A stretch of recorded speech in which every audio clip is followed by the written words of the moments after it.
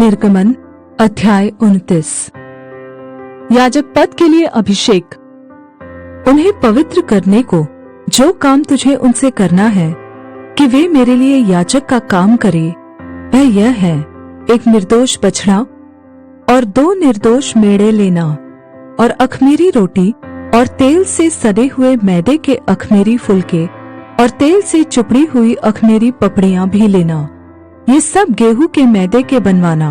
इनको एक टोकरी में रख कर उस टोकरी को उस बछड़े और उन दोनों मेढ़ों समेत समीप ले आना। फिर हारून और उसके पुत्रों को मिलाप वाले तंबू के द्वार के समीप ले आकर जल से नहलाना।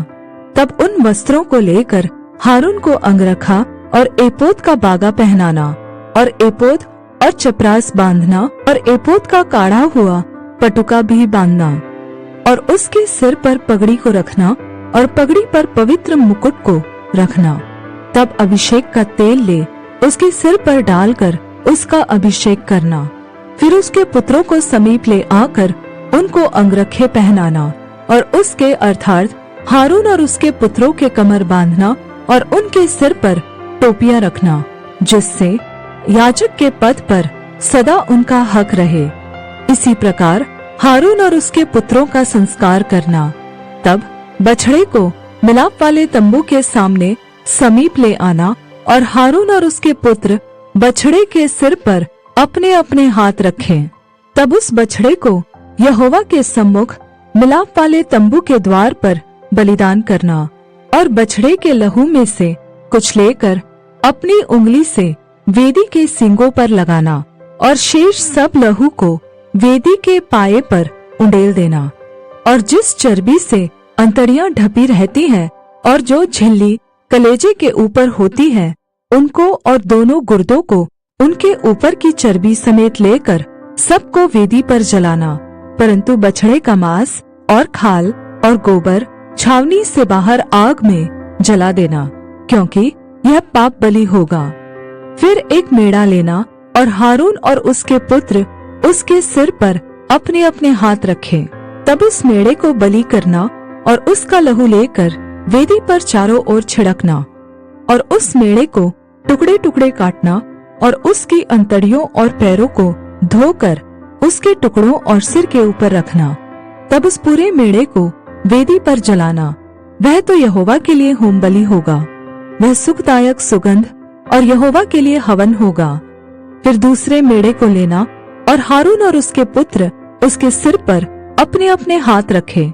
तब उस मेढ़े को बलि करना, और उसके लहू में से कुछ लेकर हारून और उसके पुत्रों के दाहिने कान के सिरे पर और उनके दाहिने हाथ और दाहिने पांव के अंगूठों पर लगाना, और लहू को वेदी पर चारों ओर छिड़क देना। फिर वेदी पर के लहू और अभिषेक के तेल, इन दोनों में से कुछ कुछ लेकर हारून और उसके वस्त्रों पर और उसके पुत्रों और उनके वस्त्रों पर भी छिड़क देना। तब वह अपने वस्त्रों समेत और उसके पुत्र भी अपने अपने वस्त्रों समेत पवित्र हो जाएंगे।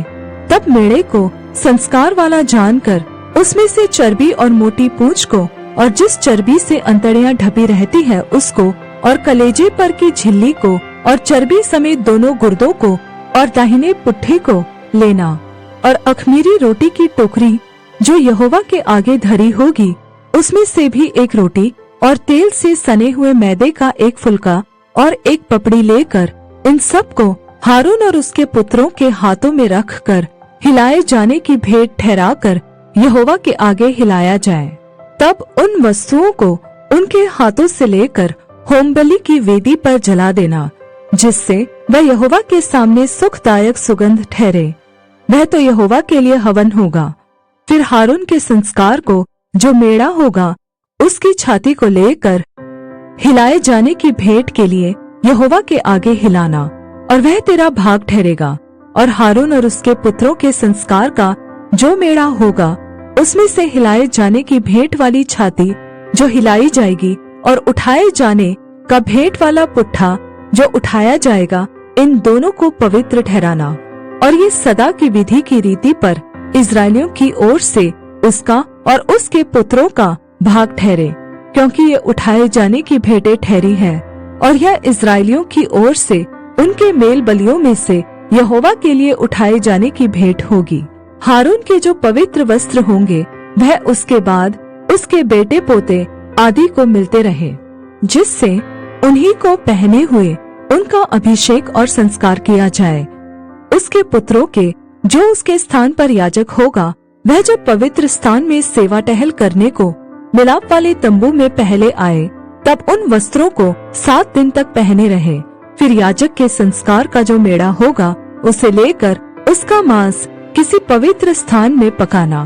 तब हारून अपने पुत्रों समेत उस मेढ़े का मांस और टोकरी की रोटी दोनों को मिलाप वाले तंबू के द्वार पर खाए। जिन पदार्थों से उनका संस्कार और उन्हें पवित्र करने के लिए प्रायश्चित किया जाएगा, उनको तो वे खाए, परंतु पराये कुल का कोई उन्हें न खाने पाए, क्योंकि वे पवित्र होंगे। यदि संस्कार वाले मांस या रोटी में से कुछ सवेरे तक बचा रहे, तो उस बचे हुए को आग में जलाना, वह खाया न जाए, क्योंकि वह पवित्र होगा। मैंने तुझे जो जो आज्ञा दी है, उन सभी के अनुसार तू हारून और उसके पुत्रों से करना, और 7 दिन तक उनका संस्कार करते रहना। अर्थात पाप बलि का एक बछड़ा प्रायश्चित के लिए प्रतिदिन चढ़ाना, और वेदी को भी प्रायश्चित करने के समय शुद्ध करना, और उसे पवित्र करने के लिए उसका अभिषेक करना। 7 दिन तक वेदी के लिए प्रायश्चित करके उसे पवित्र करना, और वेदी परम पवित्र ठहरेगी, और जो कुछ उससे छू जाएगा वह भी पवित्र हो जाएगा। दैनिक भेंट जो तुझे वेदी पर नित्य चढ़ाना होगा वह यह है, अर्थात प्रतिदिन 1-1 वर्ष के 2 भेड़ी के बच्चे, एक भेड़ के बच्चे को तो भोर के समय और दूसरे भेड़ के बच्चे को सांझ के समय चढ़ाना, और एक भेड़ के बच्चे के संग हीन की चौथाई कूटकर निकाले हुए तेल से सना हुआ एपा का 10वां भाग मैदा, और अर्घ के लिए ही की चौथाई दाखमधु देना, और दूसरे भेड़ के बच्चे को सांझ के समय चढ़ाना, और उसके साथ भोर की रीति अनुसार अन्न बलि और अर्घ दोनों देना, जिससे वह सुखदायक सुगंध और यहोवा के लिए हवन ठहरे। तुम्हारी पीढ़ी से पीढ़ी में यहोवा के आगे मिलाप वाले तंबू के द्वार पर नित्य ऐसा ही होम बलि हुआ करे। यह वह स्थान है जिसमें मैं तुम लोगों से इसलिए मिला करूंगा कि तुझसे बातें करूं। मैं इस्राएलियों से वही मिला करूंगा, और वह तंबू मेरे मेज से पवित्र किया जाएगा, और मैं मिलाप वाले तंबू और वेदी को पवित्र करूंगा, और हारून और उसके पुत्रों को भी पवित्र करूंगा कि वे मेरे लिए याजक का काम करें, और मैं इस्राएलियों के मध्य निवास करूंगा और उनका परमेश्वर ठहरूंगा। तब वे जान लेंगे कि मैं यहोवा उनका परमेश्वर हूँ, जो उनको मिस्र देश से इसलिए निकाल ले आया कि उनके मध्य निवास करूं। मैं ही उनका परमेश्वर यहोवा हूँ।